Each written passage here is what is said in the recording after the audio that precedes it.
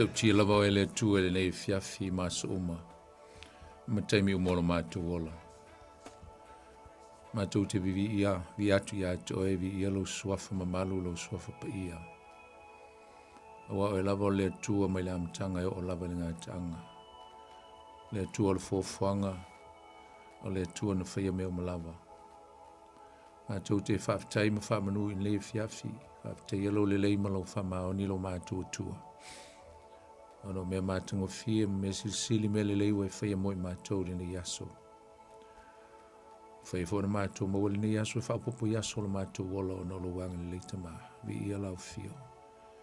Whaftai le tua le malosi. Whaftai le ola, whaftai tupe, whaftai le ea, whaftai le tua iau whamnianga tele. Whaftai fo i le tua ono Yesu ke riso le whaoletanga. A peona e fo ina mai a wase sauletonga mo i mātou. Whaona mātou maua le ola e whaavavau. O umana e tāpeneina. Whaftai le tongi ola Yesu. Whaftai a nganga pa ia. I lo mawhtai na peo i mātou i teimi uma. Whaftai ni teimi tāua wa e whaavano ina mai ta mā. Mo le mātou mta upu e te tai mai le mātou ole le manuia. Ele nei e fiafi.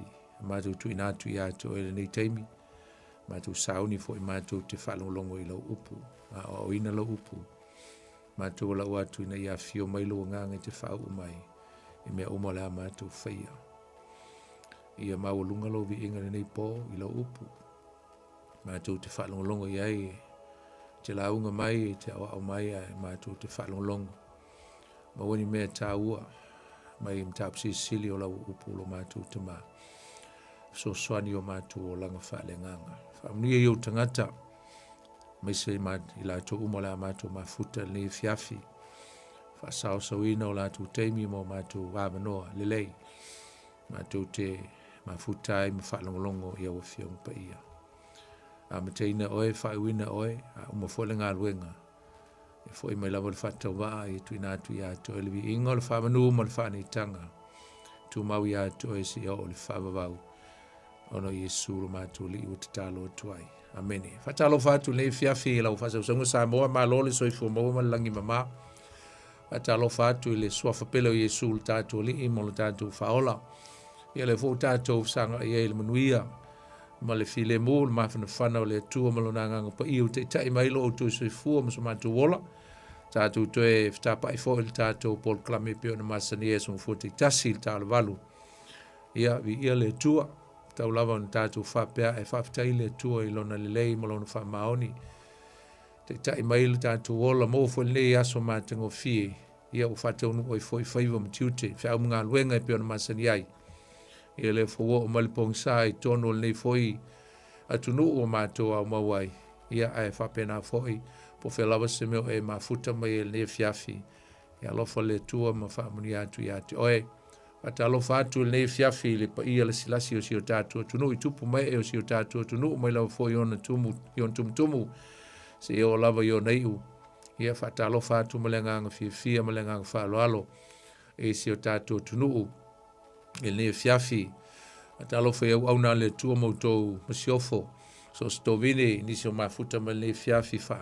Atalo fatu malenganga fia malenganga whaloalo e le au whenga luenga le tua. Alor ngā lue le aso nafi e mlas tonai. Le fu tātou lia mai le aso ia vi ia le tua. Whatalo fo ina i o tātou tuasin sina. Ta mama tina mātutua. Olo o whapenao na tāpo i mai ma te talo mai. Ia mo aso umo le tātou whengai mtiute mga luenga. Iso se vaenga whengai le tunu. Ia ma tiute mwhaiva. Ngata fo i leo lau sālevi whaftai. Iau tō mātua. To talo. Talo fa le fiafi nisi o lo mafuta mai tono mauta malawa o lo fata o tolia i mai o le tino le ngata fo i leo tono mauta ngase. Ia mso se meo lo e fata o tolia i le fo i vai teimi o le soi fuanga. Talo fati atu tau. Ia i le file mo le tua mso soni atu i atu oe. Ia pea fai o e tau aveni mai o le tino. Ia mani mea whaingtava o le soi fuanga nei o whianga iei ma oe. Talo fatu e usum tu fa fina lo mafuta mai tonu fal pui nei po. Ia vi ia le tua, ma lole on sai o whenga i foi mal tulingo fa salanga. Whamuri atu le tua i atu tō au tō i tōno no whanga se tia. Whatalo whale nei fiafi lau whinga luenga ai, nisi o lo o whapenao na ma futa mai tātou Paul Klame i au i tōno ngā luenga, le ngata whinga luenga tōno o Mauta Malawa ia le ngata whaleo lunga le tele tōno tā vale ngā lua ele malo le tunu whatalo whatu ma le nganga whaloalo ia te uto umalama o lo o alo whaiwa nei pō. Ia, mantua whale nei fiafi nisi o lo ma futa mai, so o se tunu o le nei ke lope tātou tēnu nofo mā mo wai. Po whelawa se tunu o lo ma futa mai ai, o te ele te utua le Radio Samoa, ia mo le tātou Paul Klame nei fiafi, whatalo whatu ia te o le suafo Iesu. Tātou Paul Klame masani nei o le tutu o le Upega ile Loloto. Ia o la auto auna fol nei o poni fonti, le o tātou mafuta po whelawa se tunu o lo mafuta mai lala mawai masa ili malo ai. Ia anga le leile tua, whaamanu ia tu le tua ia te utau. Tu sai ia ma le tātou sa ili manuia, ia maise foi ia o nai o tātou whanau, ia le tua. Le whangaluina nisi o ase si mai tonu au kile nei, o no fuafuanga, ali kare sia o ainga, maise foi o nuu, ma whtanga ese, ia, patalofa ia te utau, pai fo tāwha whau mai, ma asia si mai ia ainga i tono New Zealand nei, me se lava au kilani nei, watalofa ia te utau le nei fiafi. Ia i fonisi o malanga mai si o tātou tunu o Samoa, ia watalofa ia te utau, le ngata whaleo nisi o Sauni e toi fo iatu, i le aso tae au malani fo i vai aso, ia ma nisi fo e alala i nei a Sauni malanga i whaina malanga i Samoa, ia manuia whainga malanga, watalofa ia te utau, watalofa i se tasi nei fiafi o se teimo mua nei fta e whaafonga mai whalongolongo mai nei Paul Klame o le tutu le Upega ile Loloto. Watalofa whaapitoa ia to nei fiafi, lofa atu, lofa le tua ia, anga lei atu o e tusa o le tātou mawhtanga, maiso le upo le tua o le a tātou o ina le po. Ia watalofa fo le sungai a sau nei fiafi ma ngā lue whatesi atu, talofa sau ia le tua. O le nei foi fiafi ia u tātou mai, tātou te a le anga whatasi le fionga pa ia le tua, le upu. O le upu e tātou te tonu o le upu e manui ai tātou. E manui ai o tātou o lang wha le nganga pia whai tātou to anga e whai tau ia ma whaalongolongo e le upu o le tua. O le fionga pa ia le tua. Ia pia whai tātou whaalongolongo le vaso le ntenei. Paua leo le ngā luenga le tua. O lo o penao na whaia mo i tātou. E ala lea i lau tāpua inga. Maso steimi e te alu i te tāpuai. Nā le upo le tua. Ai tāua fo i o tātou whaiva ma tātou ministry po ngā luenga tātou te whaia i le tua. To e fia whaua wina e fo le tātou mta upu le nei fiafi po le tātou Paul Klame. E whatāua ai ia le tūlanga o le tāua o tātou ngā luenga e whaia i le tua pe a tātou o le kālesia tāpua i whatasiai. Our ministry, when we come together, when we go together, gather together in worship and come together to acknowledge the goodness of God. These are the ministry. Now, some people call them elements, but I call them ministry. O ngā luenga, o me tāua, e alutanga te le lotu i le asosa. Ia mso steimi for so i fuanga. Na maise al tātou o, wa le tau tala noa le teimi o le whatastasi ma le mawhatafuta o le kālesia i o na aso amata, i o na aso na whaavai ele e kālesia mō mua o lo tātou whaamemelo ai mo tātou mita ai i le amteina i le aso le nganga pa i o le Pentekoso le ti a tolu. Le ana whana wina ai le kālesia Iesu Kiriso. Po alava la ia alavai, po alava tāwhenga, po alava talaanga ma le tala whasolopito na hui mai ai le whaingtao le kālesia ma māwai vai ai e ni vaenga. A olo tātou maupea li umaya. Olo tātou maupea i le taula.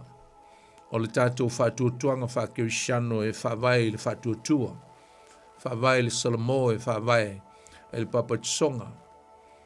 E whawai e le whamasinonga. E whawai e awa onga la wa apostolo e mise o le papa malosi o onga na o Yesu e amata i le whaavai mautu mo le whaavai o le papa maa mai se foi e o le maa tu le manu e whaavai e lo tātou soifua whale nganga tu whatasi ai mo le whaavai o le au apostolo o le whaavai aliali ia ua atili ai ona matukti le malosi o le whaavai o le tangata kiusiano i te tau ona mausali ma mautu ai maola ai e o mai lava le taimi le nei le malosi anga o le aso le pentikoso na fio i fwai le nganga pa ia e le mavaina e le mavaina fo i e se tasi e le fo i se o onga na tisuia e tu mau lava le malosi o le mana lea o le nganga pa ia e o mai lava le taimi le nei o ana mea lofa fa le nganga ua tufa mai ai le ngata i leo le mana o le nganga pa ia e le mavaina e sesi lo na malosi e le vai pe suia pe liua le mana lea na o la apostolo e fatali e momoli mai e le nganga pa ia e o mai lava le temi nei o le lava o te telitonu au ia o lo o tatou lima o lo o tatou sapaia ma o tatou uina mai o tatou ao ia le mana lea e fai ele ngā luenga le tua e lima la tatou ngā luenga e pei ona tatou tala noa ai mai le mata upu e lua o lono fai upu e fast fulu ma le lua e o le fast fulu ma le fitu o lo maua ini mea se ono tasi le mea e fai mai e le tua mo i tatou le teimi o le tapo inga i le asosa ai lima vaenga tatou te fai atu i le tua le asa tatou tala noa ai ua outu ua ini matei tusi se ono e amatai upu nei ono po vaenga nei ono e amatai le fa po le letter F tatou tala noa ai o le fa manu ma vivi i le tua o lo le fai upu e fast fulu ma le fitu ia le ngata fo i lea o le fa tastasia i le maftanga le falo na lua le na le tatou te e fia pa iai ma fa mai ale lei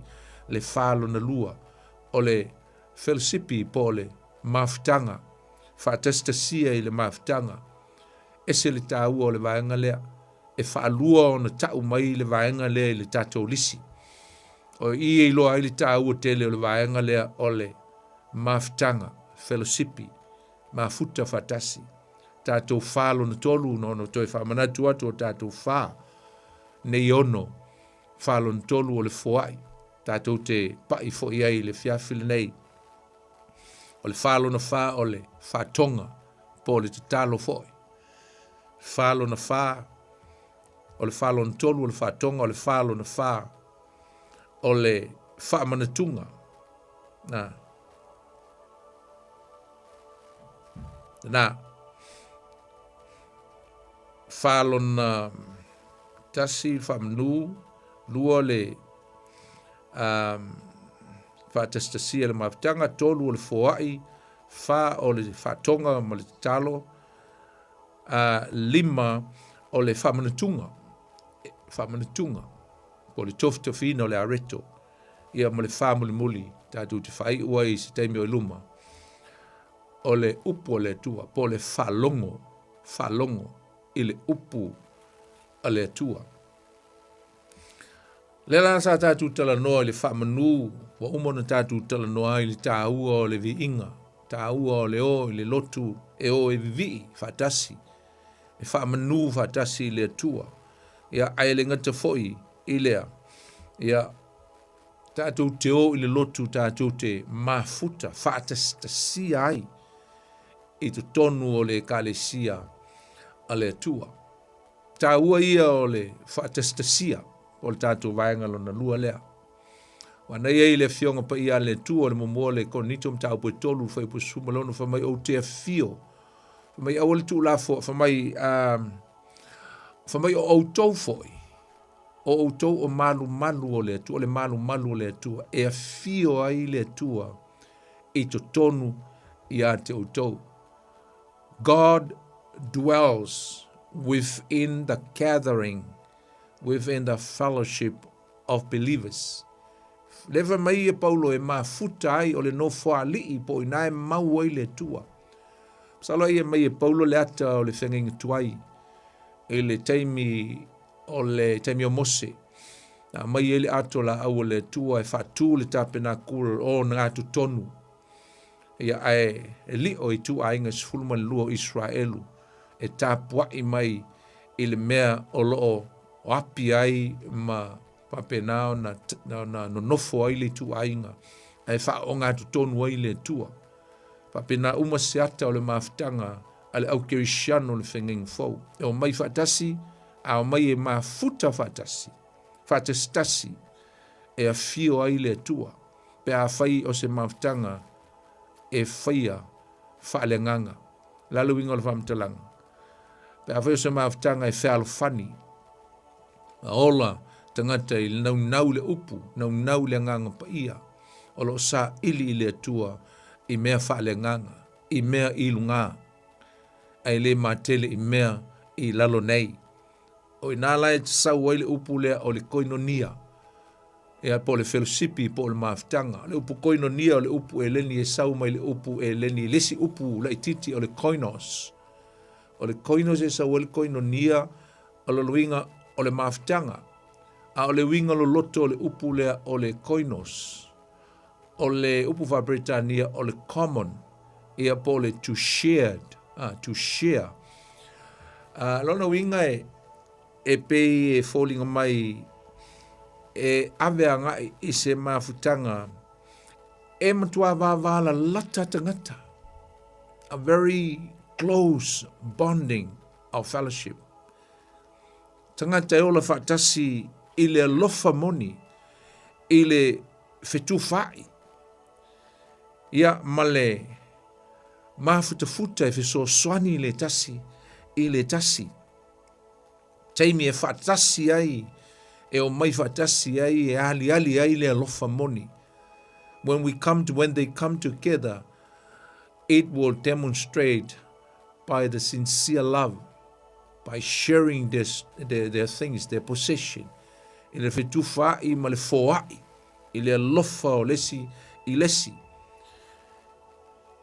Whasoa lato me alofa, whasoa o lato malusianga. Fe whasoa i o lato manatu le lei malangona. E maise o se wheso ta inga, e wheso ta iai i le malosi wha le nganga. Le malosi o le nganga o le tua o i tutonu o le maftanga. Le na whaatino ina i le teimi o le maftanga lea i le amteino le kalesia, e le tusi lea ngā luenga. Whalongo voi la i e il whaaluana na tau le upu lea o le mafutafuta watasi. Whai upo e whaasfulma le lua. Whamau o tūmau pēr i la tau i le mata upu ala o apostolo, po le aoa onga ala o apostolo, po le upu ale tua le nā. Whalongo, male mafuta whatasi. Ai to e tau mai fo i lalo i le whai upu e whaasfulma le ono. Whamai ua la tau no nofo pēr male loto ngā te stasi. They were dwelling together in unity. I le loto e tasi. That's fellowship, o le maftanga. Whamai i le loto ngā tasi, i le malu i le aso, ma le fale. So koinonia is very powerful. Le upu maftanga o se upu e fu malona whaafeangai. O le whaafeangai o le upu lea o le koinonia. O le selfishness. Po o le loto whaapito. Ia po o le aiu. Whaafeingofie i o le aiu. Ia po o le ai o se loto alofa. Lei se whaasoa. Lei se tulanga o le whetuwha i atu ma. So swani atu lesi. E loa ai o se maftanga matangofie o loo lato whaia. A le upu foi la leo koinonia. E le ngata e whata ua ai le vāo lista ngata ma lista ngata. Kirisiano ma lista kirisiano. Ai ave lo na whata ua ina le upu leo le koinonia. E ave i le tangata ma le atua. E share commonality po mea masani ai le soifuanga o le tangata. E share ma le atua. E share whatasi mea uma ma le atua. i se mafutanga mafana le tangata ma le tua. Leo langa whaisoo ma leo langa e masani ai, leo langa whaale nganga o le tangata o matua ma malosi le tua. He always or she always share their commonality with God.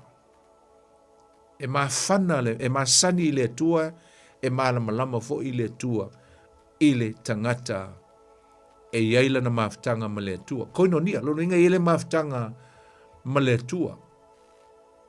Pe mwhaun tātou whaapuina whape o le tangata, na te whaatanga ina lea nganga pa ia lea ua i le lalo langi le nei. E pū lea ma ta ina lona soifua wha le nganga. E sili atu le whaata ua ina o le upu lea, ai le isaule mafutanga le vāo tangata. Ai sili le whaata ua i le vāo tangata ma le tua.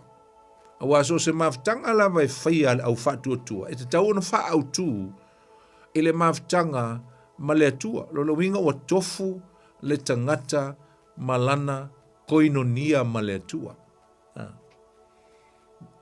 Na.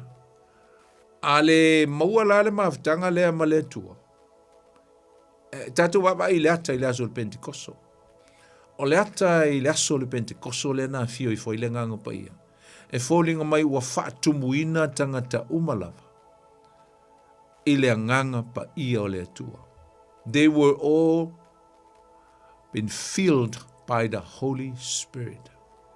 Wala tō maua le nganga. I le ngata o le se laulu se fulu leilunga.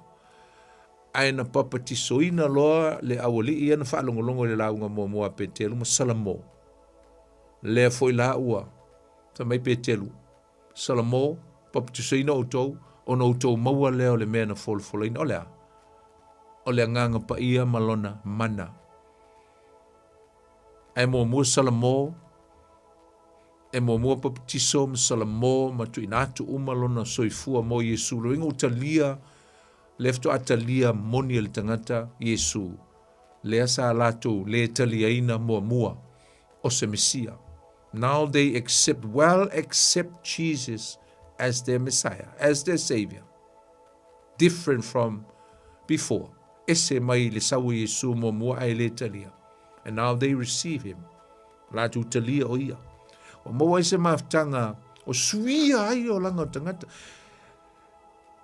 Believers were, people, the listeners of the word of God were transformed completely, dramatically been transformed by the power of the Holy Spirit. Sui ai. Vai meo tupu, vai meo lato fai, o mangai al maftanga. Fa mai wala tu loto e tasi. Winga la fai fa popo tolu afele ia pe fa popo fo ia masisi crowd ele fa popo ia wa mostly anga tane masani ona tau mai la tu fai numera ai a fai ele o fai tau ai ma fa fine mata maiti na la to Salamo ma li liu ato to ile tu fa popo e masela lo fulu could be more receiver of the Holy Spirit. Tele o la to fa mai wo la to te tonu ma fa tu tua leo ma wa ile wo ma wa ile koinonia ile va o lesi malesi aisa prior to that. A ole I whaia le maftanga lea malesi. A ole I tutu o le maftanga lea. A ole I mtua malosi maftanga lea. That comes after. Na muli mai le na. A lale mea na mua. Na mua maua le maftanga ma le tua. Ina ua whaatumuina I le nganga pa ia. Ina ua Salamo ma whaatuatua ma baptiso I le vai. Le ua maua I le maftanga. Wow. Ese le matanga o fia. Mela lena mafua ai ona maua I le urua e kalesia I le amtanga. Le mea lea. Ona ua maututu maftanga al tangata lava ia individually with the Holy Spirit. Or shall I say with God. O mafutai tangata I se mafutanga fatasi ma le atua le tautas pa ia. Ta ua le melea. Ua mawhai eo na maua e la tau se maftanga whaatasi ma le atua tautasi pa ia. O le tamā, o le alo, ma le nganga pa ia. I le aso lea. Whapena fo i tātou le aso le nei. I aso nei. Pe a whao tātou tangata whaatua tua ma te le tonu. Me whai ona tupu fo i ai tātou. Toi ngā whirusipi lea ma le maafutanga whapea. Ma futa whatasi ai lātou. Ua whatasi ai lātou ma le tua. E le na o lātou. Not just them. But God in their midst. A ua iai ma le tua. Whatasi mai lātou. Mai o ngala apostolo Paulo mo moko ni tom ta mo mua fa yu poiva le lo fa tau tu fa pe e fa maoni le tu o vala wina o tou eia ina ia mafuta fatasi tu puia Paulo mo moko ni tom mo mua fa yu poiva mai fa maoni le tu o le na vala wina o tou eia ina ia mafuta fatasi ile other words ina ia koinonia mafuta fatasi mai fa mai vai upu mafuta fatasi malona alo koinonia lona alo o Yesu Keriso lo tatuoli amen a voi toi foi tautala Paulo na wo atu lan tusilo na lua loko nito sfutolu fa po sumal fa le taua lava le koinonia fatasi ai tātou, ai loto i eile tua lo ngā tonu. Fa mai ia te utou malama le alofa tu no le li o Yesu Keriso ma le alofa o le tua, le tama, a toa ma le mafuta fatasi ma le nganga pa ia. Mafuta fatasi ma le nganga pa ia. A fa mai foi upo Ioane, le apostolo, mo moli Ioane mta, mo molo no foi poi tolo. O le mea na mātou wha longo iai ma wa ai iai. Mo le mau i ane le mea na wa ai iai a mafuta ma Yesu. O i o le so pele. Pa mai leo isi upu. Mātou te tau atu nei i a te outou. Na e whai atu lau ki usiano e maise tangata i uteia. Ina ia outou mafuta fatasi. So that you must koinonia together, or dwell together, or fellowship together. Fa mai ina ia outou mafuta fatasi mai mātou. O loo mātou mafuta fatasi foi malitama a toa malealo o Yesu Keriso. Wow. Ia le tua. Mātango fia le maftanga. Te loa le. Mazalo. O le mea pito sili le nei. Ona. Ba ai tu tonu o le telo e ka le sia Kirisiano. Ia mise foi tātou Samoa. Manea mea uma. Ai oti al maftanga. Ma ai al farsa. Mana ia toninga. Mai toninga e fai. Mana ia le launga. Mana ia me uma. Mana ia le teunga o farsa. Mana ia maftanga ese tono le kalesia. Well organized, everything's out, well organized. Beautiful decoration. Beautiful outfit. Atango fiel wa ai mai fafo. Au te loa o le mesili lea o na whaale tonu i te tonu e ka le sia Kirisiano. O le le o maftanga. O le fealfani. O le fetui ai. Mui lesi lesi. Fai lesi tala o lesi. Loto leanga lesi. Alai lo loto fatasi. Tua i le manino ai pe o le vai manino le koinonia i te tonu o maftanga. Leo te whatu i lau maftanga. A leo o te tala noa ui ai sia mātou maftanga. Tā hua o le mea o le koinonia ai mamā. Ma wha maoni. Ma le lei. ma whaia ile alofa, whaia ile whamaoni mea uma, whetau siai, share, mea e manuia ai le maafitanga. Amen. Awa ale mea monia. E le mawhai ona mauni me le leise maafitanga ai whetui ai. Pe whelo tuai. E le maneia. E mawhai ona mau. Al matua le atonu me maneia I mata o tangata le vai mai fafo. Oka le mangaia. Al silfanga le tua. E le maneia. It would displease God's heart. E whaano noa I le tua. Le tio a whai mai a mosa. Mai a mosa le mata upo toru. Alono whai upo toru. Whai mai a. E wheo ai whaatasi ea le toa lua. Pe a le loto ngatasi I la ua. Whai mai pe wheo ai whaatasi ea. Ia se si whapunga pe mau whaatasi ea tanga te toa lua, pe to toru, pe to wha, pe to selau. E mau whaatasi ea tanga te toa lua, pe ale loto ngatasi la ua. Is it able for two or more dwell together with disagreement or with two hearts? Or with disunity. Pe ale loto ngatasi I la ua. Lo inga mana umia le loto ngatasi. Matango fie yo se maftanga la ufatutua. Pe a fai e la tau te acknowledging le nganga pa I e teimi umalamba. Wa nofo I tu tonu o I la tau. Wa tasi I la tau. O mana I e se maftanga. A wa mana I e fo I mana maftanga. Male tua, aisa, fa mai o nga Yesu, Yohane no mtau pu su falo no fa pu su man fitu, le la foi tawina. O le nganga lava le tupu mai ele upu moni. Ele ma fai ele lololangi o na talia o ia awa ua leva aia o ia. Oi, le talia le tangata Yesu e mai se I utaia. Fa mai a o outou, o outou I loa o ia.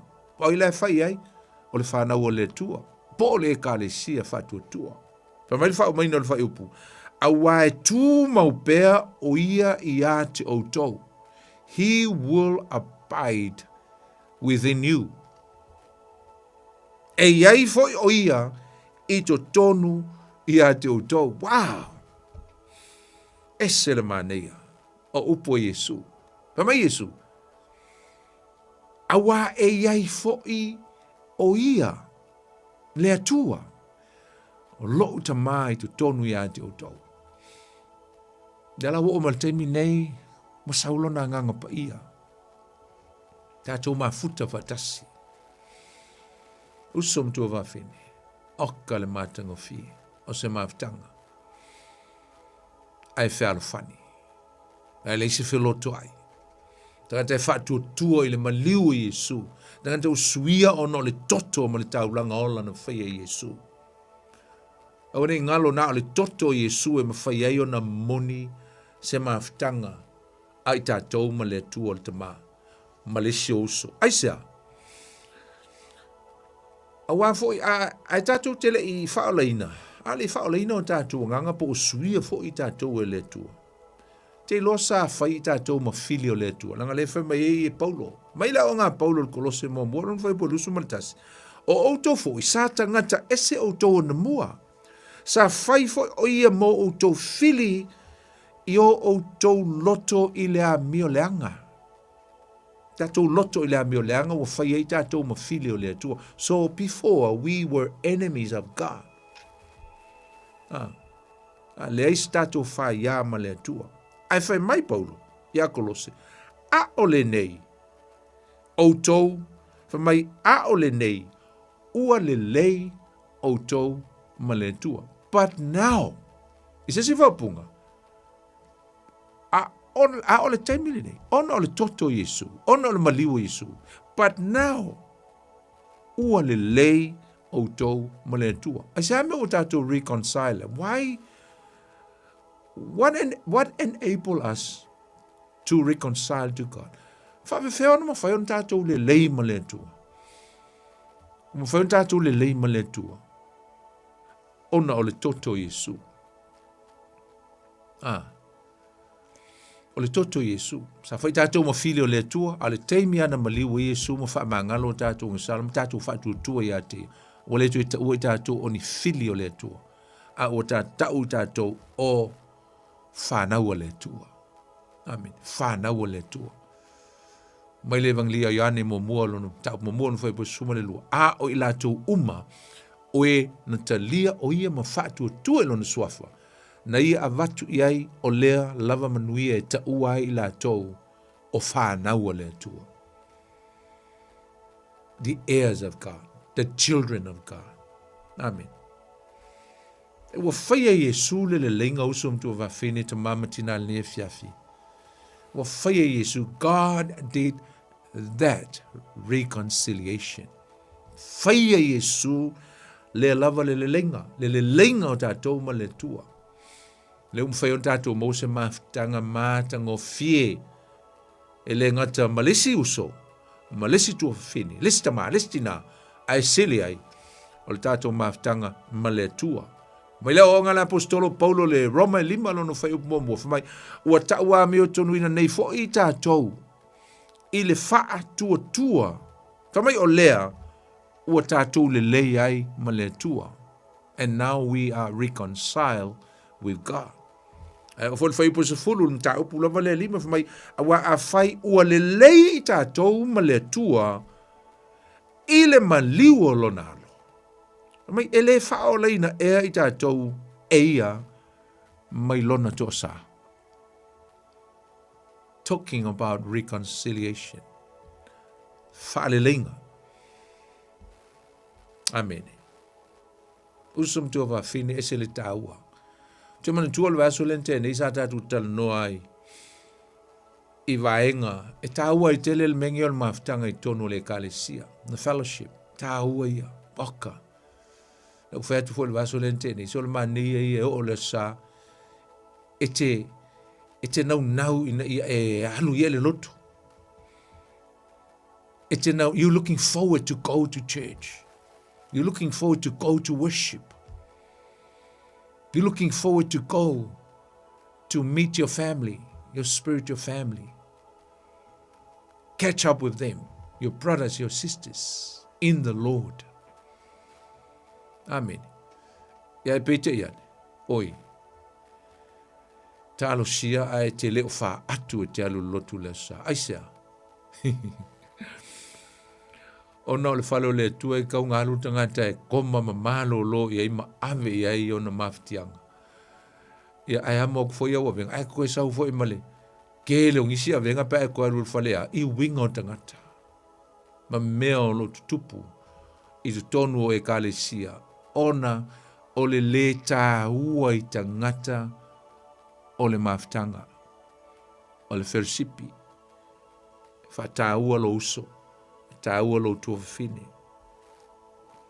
Ma wani ngalo, talo tā ua le vaso lentene, a tātou whalofani, a tātou mafuta fatas, telo, e reflectai pe atangi ai le tōn taspa ia.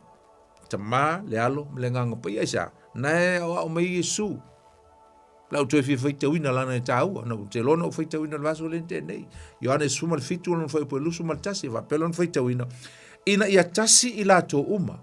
Peini upo le talo le tua a Yesu i lona ma. Mai ina ia tasi i lato uma. O i lato uma, tangata ia ua o maua mai. Ila o ngā luenga whaatala lei. Mai ina ia tasi i lato uma. Whaapei o oe le tamaa o lo i tonu ia te. A o au foi, o lo i tonu ia te oe. Whamaila ia upu tā ua ia, ina ia tasi i la tou i to tonu o i tā ua, so that they may be one within us. Mai Yesu,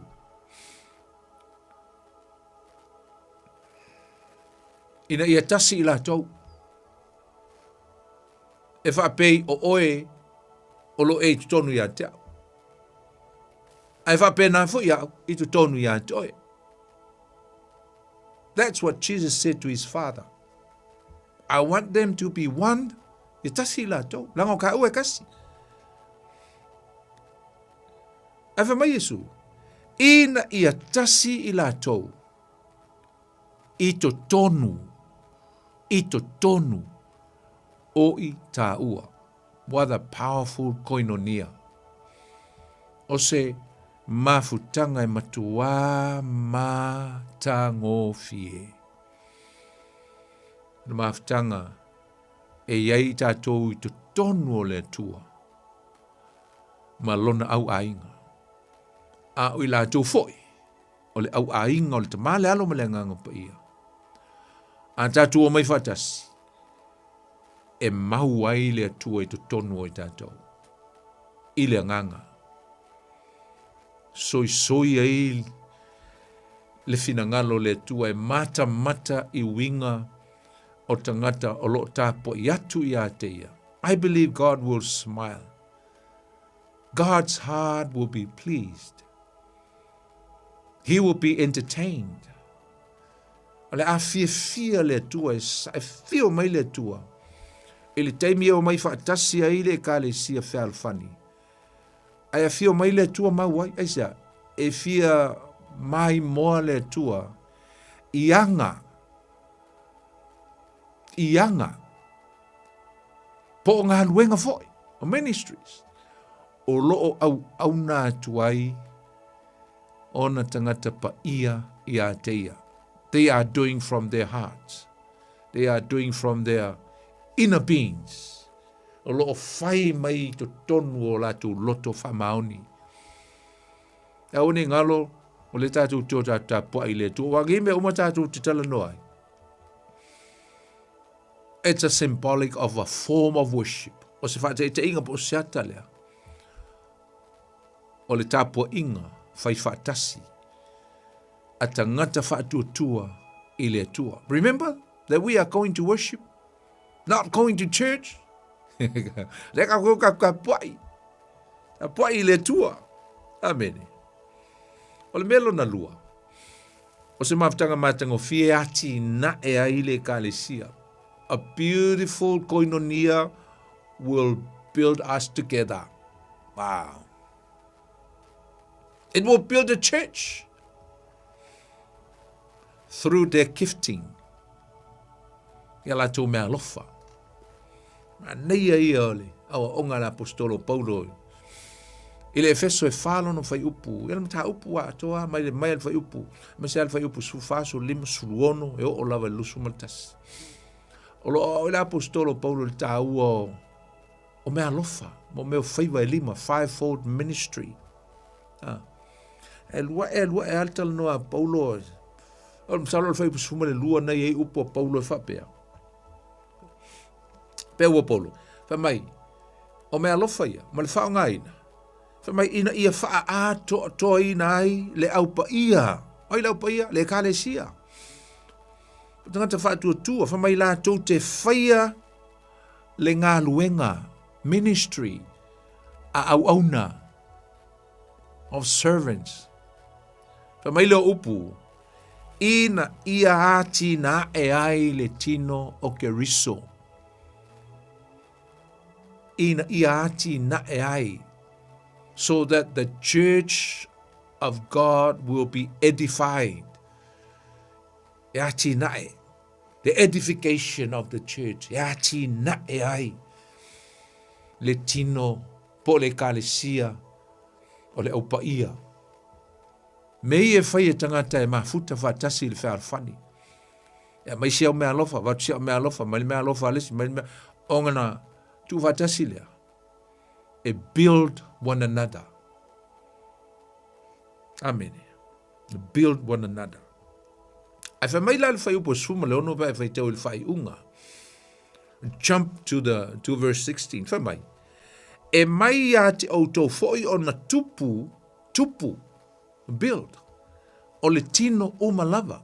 E sa me o tupu ai le tino. E sa me o malosi ai le tino. E sa me o tupu ai malosi o langa wha le nganga o tangata.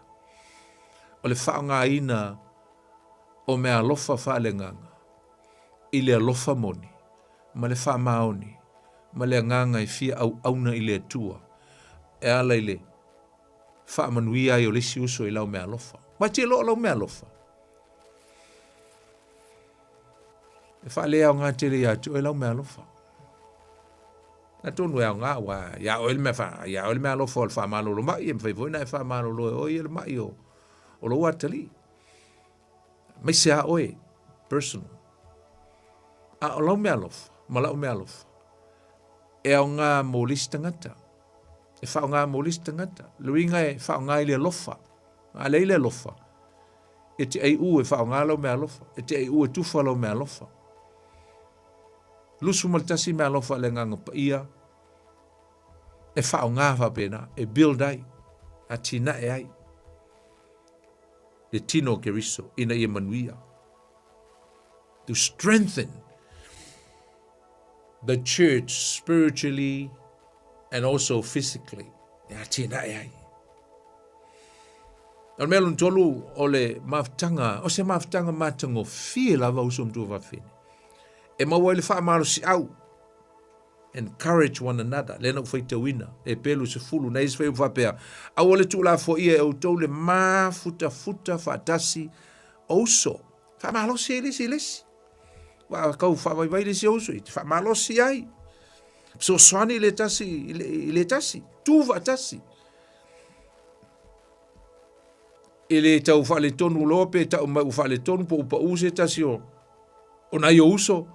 Ia e ataloa, ma e atili na lolomi lalo, ma e whai e ni whaupunga mani upu, te alu mui le ai, e le whapena se maftanga koinonia, tonu se kalesia. A e luso tau whawai, you build him up, you help him out. Na.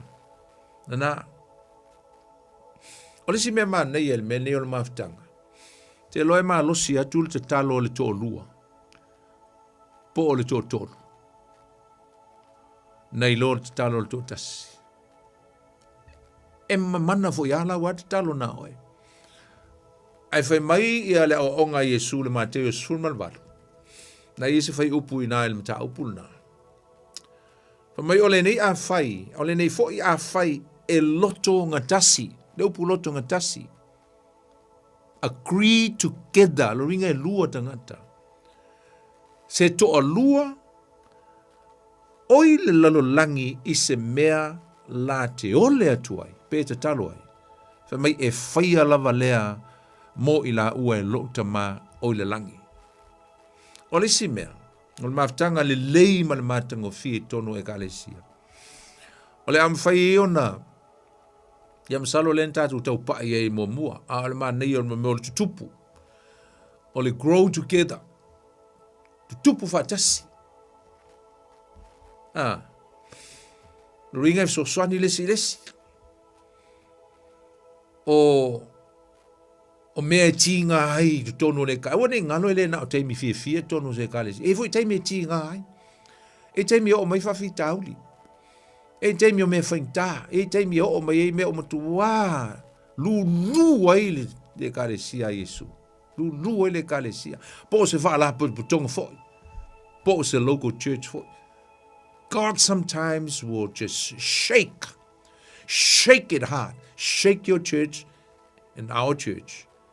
Sometimes that is what God normally do. Shake lana ekalesia.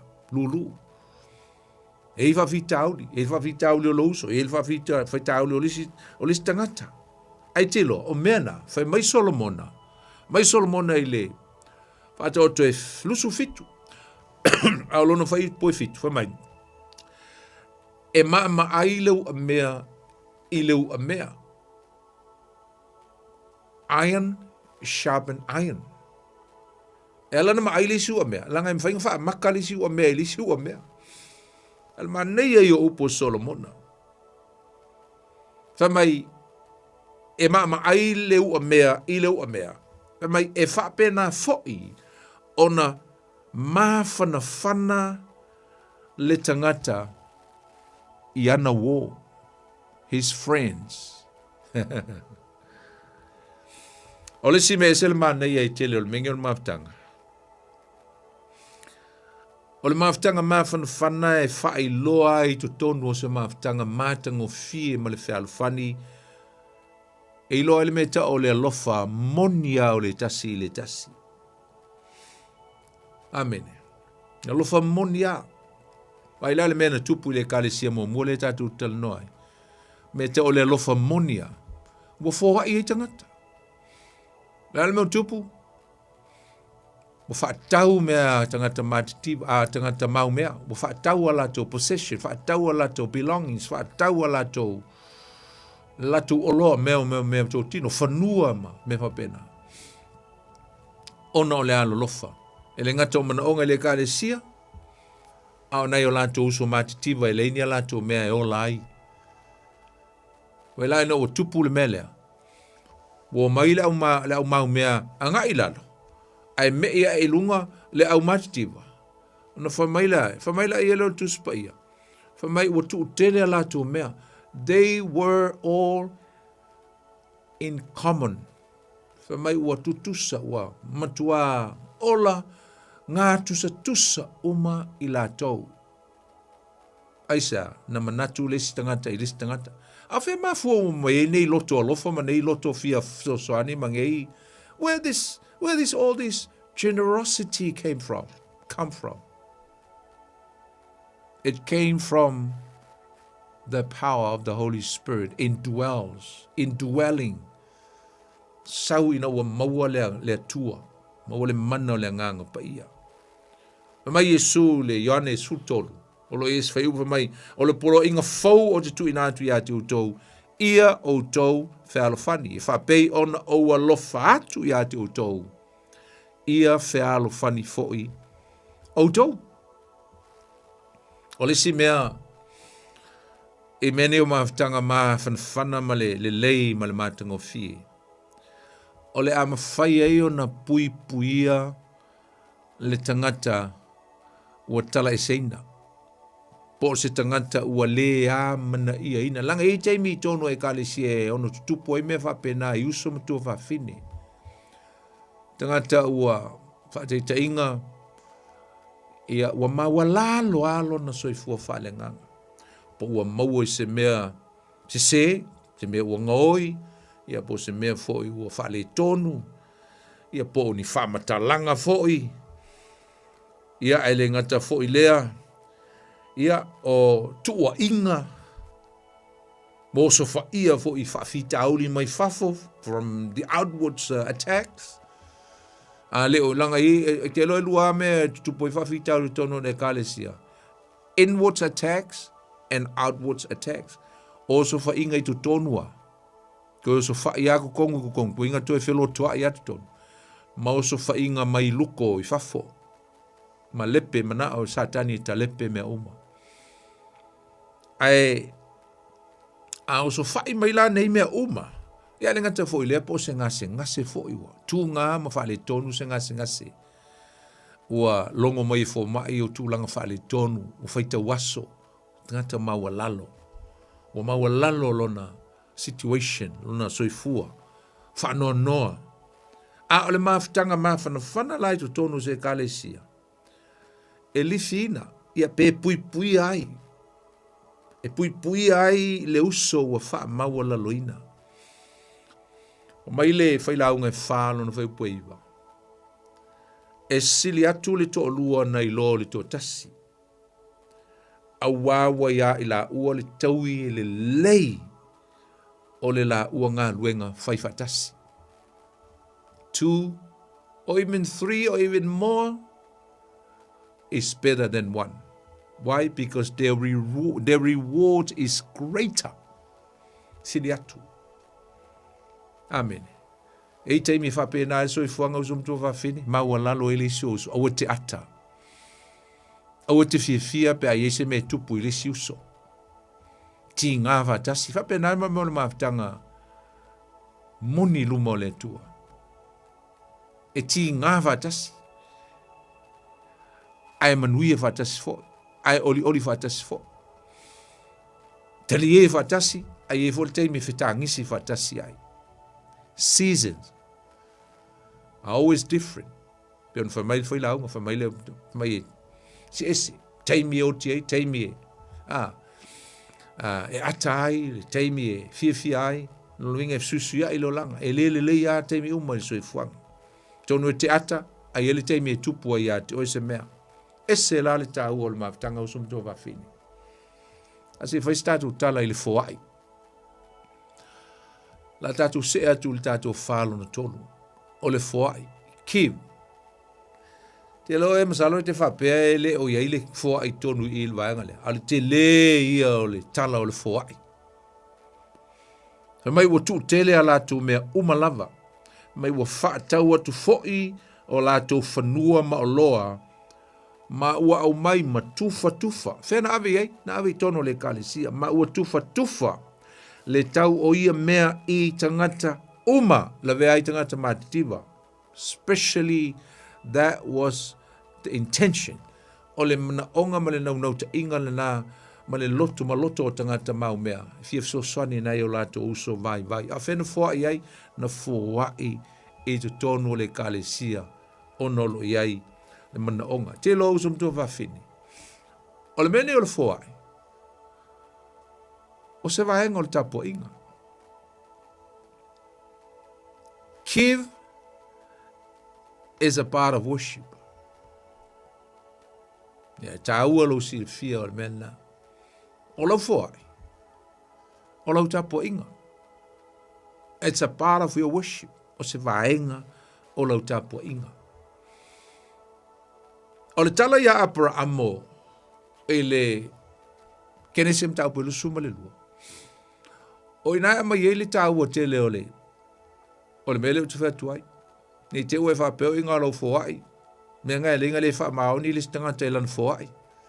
A le lotua o le whaia le sifuluai o le whaia le foai peo na masani ai. Ai sea. E na te leo ele o tau ia te ia le tau o le tapuai. Tapua inga i le atua. Ai amala malama le tangata i le tau o le tapua inga. Le mea le ina alu le lotu i le sa, mea le ina alu le sa, il farisa, ele o alu no na alu le lotu, not just go to church for religious ritual. Le no na alu e whaatau nuu, se mea masani ai, pe o mea tū maanga masani. A o lai alu e tāpuai i le tua. E whaila na fua i le tua. Mai le whai upu e lua le kenese na leo tu whai atu e nei. Whaiatu Abraham, whaiatu le tua i Abraham. O le upu whapea. Ia e ave lo watali. Take your son. Mai la le whai unga o le whai upu. Maavatu i a teia. E whai mataulanga mu. E osi mai le taulanga i a tau. Maavatu i a teia. Whai ave iai. E ave i lunga o le whata whai taulanga e fōa i atu, i le atua. Ala alu ta puai. Aisa, whamai apara amo le whai upu e lima. I le tau lea. Na la tōo. Ume u whai atu whai apara amo le tau lea. Sole, ia whatali atu i nei ma le asini. A o au, ma le tama. Ma te o. I o. Ma te tāpua i ai.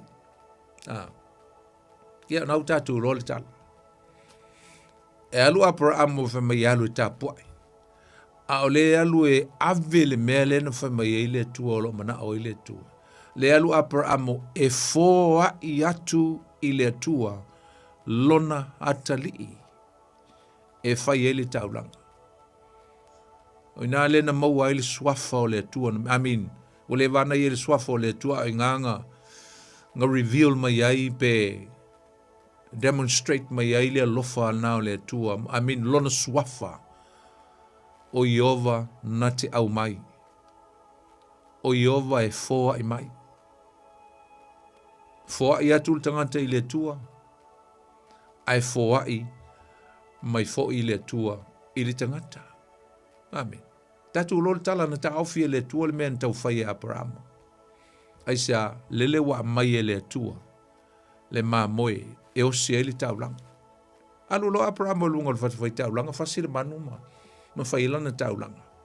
So giving is very vital. in your worship. Mesa fai Abraham saunia lona tali. O isa ako i osi le taulanga.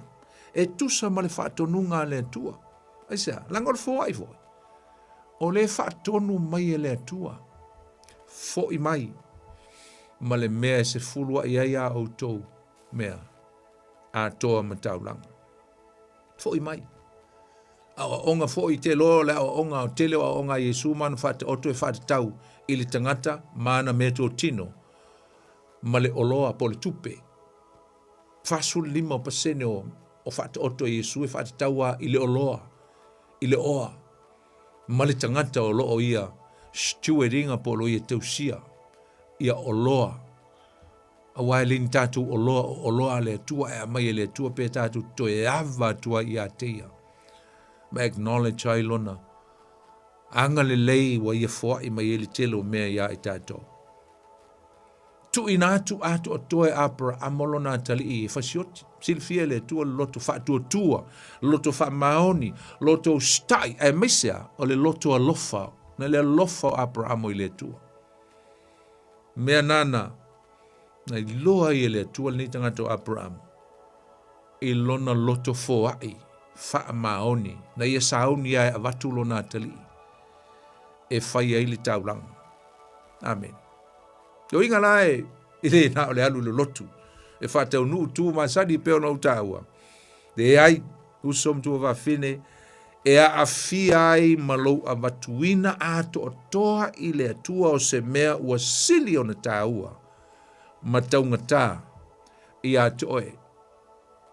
Ona ua fina ngalo i ai le atua. E a watu moia. Watu moia. Pei o lau se fuluai o le mea ave i le atua. Malau taulanga o le mea fai le loto malie e te foa i atu i le atua. Iau nisi foi tangata o le tele ala tu tala le fuluai.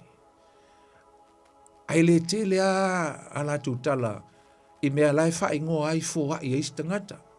A isi loto. E maa nei o le iei o le ngoa e fai ngoa ai le foa i a tangata. Langa o le mea taunu fai. Langa o le manuia leo e kāresia o le foa i a tangata. E palu ala el to tele o tangata ma fai tio le se fulua i whamai e o le meo le tu la fono ma. Ai le lo tea e taulanga ma me o peleti me vape na anisi uso kerisiano which is o mea e fai i le tua. Ai whaftai i le se fulua i. Awa le i tu tonu o le fionga le tua. O le ingoa po o le awa onga o le ufa o ngā el to tele o nisi o e kālesia. E pei fo matou. Matou tel tonu. Ili tā ua le sefulua i te whaia le tua. E ui ele o whaia le tūla whono, wai le o whaia ele tātu ele o whaia ono le tūla whono le sefulua i. A o lo tātu whaia ono o le alofa i le tua. We do it out of love, but not out of law. Because if we try to comply to the law, then that is the area that we are not complying with the doctrines or with the word of God in our New Testament times. Il tatu teimi, o le whenging fau, o lo tatu wolai, e whai ona o le alofa, e whai lau se fuluai ona o lo alofa, e whai lau se fuluai ona o lo wha maoni, ona o lo wha tua, i le atua, ona o lo stai, ai maise ale upune o le alofa, ona o lo alofa, i le atua. E lua la mea lefe mai le atua e whaatino ai le foa i el tangata i tono tuspaia. O le a? O le sfuluai. Ma le taulanga. Al mene o sfuluai ma le taulanga e tasi ale mea ese ai. O le a? Ia. E ese ona o le tulanga o le au whainga. The amount. E lua mea. Ai alana ese o le amount. O le ese ngala lea. O le se fuluai. E au mai e le atua langa amount. Lana au whainga e avatu. E demand mai e le atua lana se fulu pasene e tatau o na avatu. Aua le ngauia e le tangata mea le tua. Ia le skaka. Ia ale lotua. Mo le se mea. A tu e foi mai foi la ile. Po fe malanga iai, po fe alu iai. Al fisili, a tu e foi mai la malanga. Na te lole ta ua o le mea le tua le la ia ngau ia ina. Le anga o le sefulu pasene o le mea le tua. A o le iwa sefulu pasene o le mea pule el tangata. A fa mai le tua. Tofo mai a tau. Pe o te le tō ina pui o le langi. A esa sa atu le manuia e matua tele. Test me for this one thing. Tithe and offering. So that I can open the gates of heaven and pour out the blessings upon you. Fai le lofa. Awa le fai ongo le tula fono. Tau te leo fai ona o le tula fono. Tau te fai le surua i le tua. Ona o loa lofa ia Yesu. Ave le mea sili ona taua. Me whalanga e whai taulanga i. E makua e whai taulanga le leia i le tua i tono le karesia. Aisea, o le mea le lei. Tātou te le whai taulanga e pe ona whai le taimi. O maa laki maha kai. Na mai leo maa laki le mta upu. Se mta upu o le mta upu lua ena iai. Whamai le tua o whea ni uawa. Where are my respect? Whamai uto o mai nei manu ma mai. Le ato toa. O whea ni uawa. Mai tau te ave mea le lei ia li. Ai au tō mai a mai mea te au tau te a mai a mea pae. Mea ma mai. E a mai a te au. E whai tau langa mai a te au. Where is my respect? Where is my honor? Amen. Na. Ai whai tau i el mta upunga. It's all about love. O le alofa. Le alofa. Kua leise alofa o tangata Isara elu i le tua. Me whalanga woi o le mea kaua kua i le whanganga.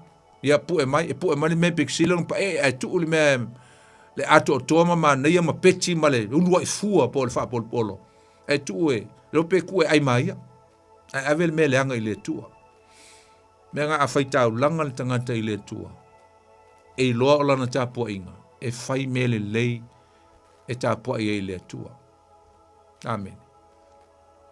Whai mea le lei. E lua lam, e tasi ala mea e ai. Pea nau tāua. Mea i e lua. O le a whainga. O le sfuluai. E au mailo na whainga. O le mea whai le tangata whātua tua ma le tangata alofa i le tua. I a teia. Pefo an whai le peleti, whai le taulanga, whai po le alawa le mea whai ngoa i le te leo lotu ala tu vaenga. Matango fie. O lo au na i le tua. O lau taulanga e ave le whata whai taulanga e whai le tua. Au le whai e koe wha msingo po whee wha o ngā i ai. E le komiti ma le pulenga e la tole. A le board mea e wha so soi le mea ma le mea. Ave lo i le tua. Whai talia le tua ma whea ngai makangakala pe a whai e ngā hui ai. Whai talia le tua. E ke vai e kua ua. Ia na. Pe a sona. Pe a ngau i sesi mea ia. Pe a piu se sesi. Ia mea ia na mai le whalo le tua. Ina ia maua mea ai le whalo le tua. Ai mai se o le so soani ai. Mo le au salevi. Po le au whaitaulanga. E whai la le au whainga o lesi. Ai le isa au whainga o lesi. E la maanga ia o mea le tua. O le loto mali. O le taulanga o le loto mali. O le mea la lana. Pule ia oe. Ai whai maila o onga la apostolo. O Paulo. O le tele lana lulu e tele lana i sele sele. Nai le mo kolnito mta upu e valu. Upu e ono, fitu, valu, iba. Amen. Mai e tasi mafoa i e pei ona filifili i lona loto. Nai te utale le taulanga i lo te utale sfulua. Aua male tinga, aua male whaatau ana wina. Aua e lofa le atua i e ua foa i male loto malie. Me le na maua le kāle sia mo mua le tātou tala no ai. foai tangata ma le loto malie. Kasi ala ainga le tau mal tuspa ia nga ofa le la fanua a taulia. E ave umal tupe il fai au e fao ngā e fai ei mea ia na. Fai loa me le nganga pa ia e ma fua ili foai. Na o anania ma sa faira. Na te sile fia, na te ilo le tala. Lala men tupu le ainga lea. Fa mai ili tuspa ia, mai tusia ngā luenga. Fa mai a. Fa mai ua ofo ila ua. A ele ave uma ina le tupe. Ia po o tu le tupe. A uma nofo. They vow. They declare it. That when they get the money, they will give it to the hands of the apostles for the sake, for the needs of the church, and to help the poor in the church. Alalmen tupula inga lea, le fa maoni il tau tinonga, le se lofa, le ai se lofa i le tua. Alalmen tupu, e saulesi, ai fa mai pe telu, ona ua urua pe pelo i le nganga pa ia. Fato au manei ana tanu atu ia siu to rua. A ole mea fo ile nai o ia toe. Te o ngale te ole tau po le ngalu ngale iai. Ia tau pu fa e pole. Nai fam tala mai iai. Ai fa mai ia ole mea fo ile nai o ia toe. Anania tau manei ana fo i kwa fo i mangia kama mo kangulo ko rua ngol pe pelo. Ona wofo ai le se mea vea. Wofo ai le ave ngal afa tu le si afa. Aina e ofo e ave uma i le tua. Menga e tau le tau langa. Fai i le loto malie. Wa uma na e ofo. Wa uma na e ofa atu i le tua le me fai. O le melo na luala. E ese ma le me momo. E ese ma le sfuluai. O le me pule ei oe. Ai fa mai paulo. A o le tele lana lulu. E tele lana e sele mai. Lu i e paulo le e kalesia e koronito. I lona va aio na mata i le foa i e kalesia e makitonia. Kalesia i Filipi, Kalatia, for Kalesia na i tutono le area na, Perea, wa ai e paulo, e matitiva tangata, ai foa i mai i le mativa. They gave from their poverty. Ala mela tupea kolnito, o le kele o mea ngaka, a o levanga tfamai tito, tau ia paulo e tito famai, levanga ka pule, levanga tala no e lato foa. Ai leia se mea o faya, le ngā leng tusi paulo e lui. Mai foa ila ia mal matamau. Lalo wingal na mea, give generous, foa i mal matamau, foa i tele i le atua, ona wha manuia mai ele o le atua i ate, oe, pei o le kalesia leo te vai ai. Tala atu tātou leina, de o vai atu tātou teimi, e leo to e se fuluma le tolu tātou minute, a ise se fia wala umai, ia ona e wala au maila ia lea, e le tātou numero masani, ia mai e foi ia, so fina ngalo ne fiafil tato mtaupu o Maria le si tala matango fie tono le tuspa ia le meta o le foa ia le tangata ma avela na tapo inga tala ya Maria fo lele le tu fine o la salo talo fatu le tato la mo talofa lo talofa poni talofa lava Antonina. Ia, malo la. Malo se Samoa. Ia, malo foi fa malo se tato po kalame nei tula le ia. Fa tai fo e le sunga ya sa umule avanua. Ia pa na ia fa malo manga yo tato mta upul nei tula le po ai mai se la vale le fo ai. Ia, wai moni ya la sa no nga pe na. Ta wai fo. Ia wa o isi ia fo le lotu ia ifo ia wai moni ia e fo ia pe o le sitangi a tere mau me pe o fa ngalo me le fo ai ma se fulua ai se le ta ua o la fa mala manga e si fo itangi moni ia sa no a un ta le lotu ia o wale ia ma se me fai yo ele lo se me la fo ia un fo lo wale lotu e moni fa ma oni la so no anga poni o te mato ai talitonu ai le merna wa mo wai fo ia o stai ai fa stai le la mo le fa manatu wa ia o nga la fa manatu ia o ina ai fo itanga te fa tamala pe yo E whaktai tere lawa poni mo mataha upu umo pe o na amata mai lei. Ia ramale atu e runga luenga ia ru whatele mo oe ma le ainga. Whaftai ento nena. Ia manuia le afiafi poni alo whātu. Whaftai tele ia te olitina, ia whamanui atu foile tu ia atu oe ma le ainga. Tātou tui whilai foile vai aso le tātou porklame, ai alofa tele atu. Ia whāsoi fua. Ia soi fua ia. Ia, nai mo le amnoa pe fia walau mai, e le tātou tāupu ne fiafi. O Maria tu fine o la salo. O se tala ese le matango fia fo le tala lea ia Maria. Le na alu malana fangu suau manongi taungata le lingi atu i a ao Yesu o le ata o le tapua inga. Ta talofa le tatu walau, talofa. Alofa, konki. Talofa le au.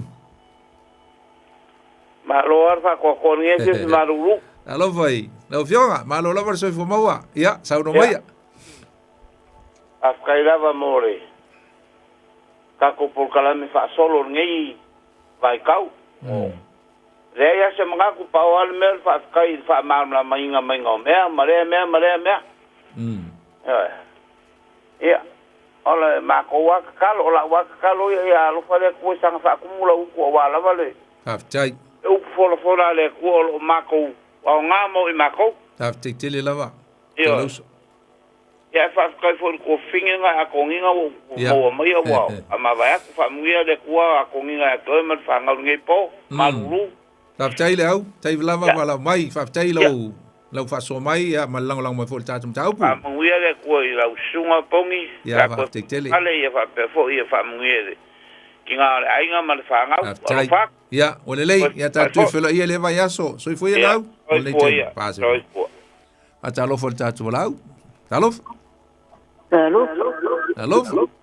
Talof, le ki la le kio. Ya, le lei tele oli, ya, sa no mo oli. Yo ke mau mai la ka upu le afale ia le o mal mala mai lo. Kam kala mai no le tai dinga. Ya. Muka kio ke ma sangi por karanga ya aple amula mo ja. Association ano. E como vou lá me ocupe. Ya. Una le que le fio ocupe ava pe pa mo ka kale tu ku sa pe le fa me ai. Meni. O que fa pe ai si kan dia. Ya. Ale anu le loko le winter po manunu. Wa me ka pikia. O que kan wa ve em lo po ma au kan con. Kalau sia unga yesi ngoi. Ya wa ki le fa ma o yo le sa le o mai o le pikia. Au ka le ba lu lo ai le ka ya ku wala ku. Ma nei e tele. Ole me siling ka. E fa mo le tu le nga mai lo ngal pa I karbaria le ka ki ma ma. Tonua. Fo ai mo ma le tolo na ma nei. O wanga le ai se ka experience pa te. Ele mo fai ngo ko kastinga fa. Tale. Te ko ka ka. Yo lo ka. Ola ye si o me li fa ka o la si fa ka o pi hai. Au que vamos boa lá le tu a que vou te simatinga. Ele me se me ko pi hai la ko kongi mai a video na pa stadia. Ele o lo. Ala o ma pa lo. Se le lo fo le tu ele va ye ko mak. Ali kami mai ko ma a ngale ele mo fa le kon wa. Yo que pa ma un ya la o fiale lo que lo kuai o le ai se ka vale. Ya la u ma tangi lo ku ya. Que fa ma un ya la sabe que le hizo commitment fue con loco lo pisimo va a vale. Ya la confirma que la fue ya fue. Fue bueno fue gale y lo cuyo que le que hay. A la que le lo a fa lilo na lo fue le tu la suwa. Ya, oli fa mo malolo finangalo si tu atu le no ina isi tanto uso ia fa tai melanga lela o ta tai mana ia lo ma watu mana ia to tinonga. Iya, se ma ngayoli. Ole aku, o fa makala fa ma ngayoli tu ai mesti fu kangaka. Ya. Wa sa le ma mala mai. Ni ngai ya kangwa bi kusa pele ise be ai fa kawa. Ai o le ba so ai o ke le me ai ke o ku mai le. Mana ia. Ya fa penga. Ya fa mo malolo finangalo oli fa mole fa mo malolo ngale se watu le no ina isi ba ngai ya fa tai tele lava. e tu tina e wala bira me tile ka wa ma nei tele tu tinonga afte tele ya tu tina le fiafi lo wala mai e ta tu filai oi ya fatalo fatu ta tu wala le talof wa boni ya e kopo oi kia umon kai mi le moso sa no mai lo la le si man ta te ba lo le lo sunga le ka ko kala mi fonia fia ya ai ho le lo fa ko fa kala mai le mele su wa ide a le o ka ke fa lo ngo le ya ke le fo si po kala me ya kwa i kongu misa ia le ya an me monga ya kung foi ka kolimba fo ava pe kung ko lo foi ka moki kung foi ka fo yo pero kung ko fo en algo ngale ele fa pe fa ele e algo ngale le ka tio ko le ka fa pe ka ko e kong i lang no e kong i lang il pao ko le ko fo aquí no ko amen pero me hagan más ko para pasó por el niño tu fa umo ele vaso le tatu fo ai ana me ko lo le ele te talo te punto qua era para logo qua prefería era qua y eso no nada ya soy te vería ni vaya soy ya no pa tai check man le ne fiafi man le vaso ya alo fat ya so foi ya ata lo foi le tatu la talofa Talofa malo se fo manuia la son al papel. Talofa lava oile sa no? Kilionga. Oi? Kilionga, ya. Malo lava na toloso. Ya sa no mai lo. No lava se fo. Okay, fia. Sulwa ila. Ya. Ole afo. Aleta o la son na le alu le stangate le loto no le ya sulwa. Anda tau le fio pai a le atua. O le ala va se meo ai lo lima. Mana ia. Ya el foa i ma le loto malie. Ya. Ba se le fio pai a le atua. Mai ai la le tinale na le foa na le ua tu na ia foa ina. Ia. Ai ia na o mai ai le fa manianga mai le tua i na tina. Ta foa i mai lo na loto a. Ia lo na loto. Ave mai ia toa i lo na loto a toa. E fa manuia mai ai le tua. Au te na voi va pia wale ai sau tupe te maua. Ona le aru le loto. Ia, sa o le. Ni le singa ngalo nga le tua. E au la tato wo le loto. Wa fa au mai foi ai le si fa munianga mai le tua te aru fa longo le fio pa ia le tua. Ia lo le ale tulanga le fai. Male wa ole foa i male loto mai e fa mangia mai ai le tu al tangata ali lo se ya u so swan fo na va fa so atu na ile nei fo ya fa vitato tango fi te lo so kiliona tai lava tai mo la fa so le fiafi ai fa mri atu le tu te fe le va ya so kiliona ya wa lo fa tele ya fa se fo se fo ya lewa to mo watu ya na ise tatu lau ya sal peto tasia tatu lau ya mo le no tu na tu sau ya le ai ya wa na fa uma fo il tatu ta upu le fiafi ya ele o fa na tia tatu ta upu ya fa mai ale le il vaso le ya il tatu fo ai tatu se atu la ia le ta o talo ya fa solo to i lava fo i le fa mana tunga o kalmana ya tala le taua male ya male matango fie fo ia o na fo i au nanga po ministry o lo tatu fia e fia i le tua e le fia stangata a lo tatu au nai i le tua ia on tatu fai o la ia lea ia i le vanga muli paula lea o le me o lo fa penao na po le ministry po le ngaluenga le tua taua o le upu le tua tatu te whalongo iai. Ile launga, asi au fai fiau. Ia le mele o le ta pena le launga asi au fai fiau le vai aso atoa. Ai o ile aso sa. Ua e whapalapala. Ma ua le alu le loto. Ia, talo fai. ia hapena lava ona tauia lava ma ele atua ia le tangata e nau ma le tangata e whaamalosi me ka o le whaamalosi ia me se lava foi aso nei o le malulu whaatutunga tā ia ma ua hapena foi ona ia le tūlanga o le tele o le o mea tutupu mai ia me se fo o whaamai me whapena ia anga le leile tua ilo soifu ta puai ia malau o nanga po le alava le kale sia lo e ngalue ai ia alofa le tua so soni atu ia te oe ia malau soifu ta umfai e le holang fale nganga ia o mai al tatu teimi la festatu talo matu te whafta ile tua le nei fiafi ua matu taunu umai fo i le taunu unga po le whaumaina o le matu Paul Klame le o fai u nei teimi le manuia whafte tele le tua i lo whetalai mai malo so ni mai ai matou mwhai ono matou tal noa talatu o matou loto a se e whetalai mai ala le whaungainga le tangata whatau wā tai fo i au mta upu tai la upu le tua e whaamalam la maina mai e so ni mai lo matou loa ma lo matou whita mwhai whaungaino i matou talo le tua whamanuia i au tangata Samoa le nei po me se lawa fo ia nisi o ngā lulue ia me se fo ia nei vai aso ato i ngā luenga mtiute nai whanau fo ia o onga pui ma leo ina i mātou ma lava po whea lava se mea o au mau waise Samoa a o lo mafuta mai ia ma le lau tele o si o mātou atunu whamanui atu ia i lātou ma lava ia le mātou talo lea whamangalo so mātou se ai e tu mau ati atu o le vi inga o le whamanu ma le whani tanga o nei o aso e o le whaavavau lava. Amene. Ia. Tātou Paul Klame la le fiafi Samoa. Sala nau tāua ni au tuspa ia e whai i Papakura ia.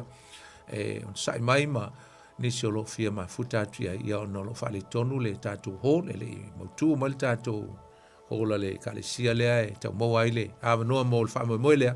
Ai o lea tātou toe whelonga ia ma longa tufo ia longa pueli ia tu nisi o lo fia ma futa atu. Ia o ngā tuspa ia lo fiam teina. Ia mo nei taimi o la auto o na lei poni fono ti tatu te wheloa i lwea sfou. Ia mo nei taimi whaasoi fuia. God bless.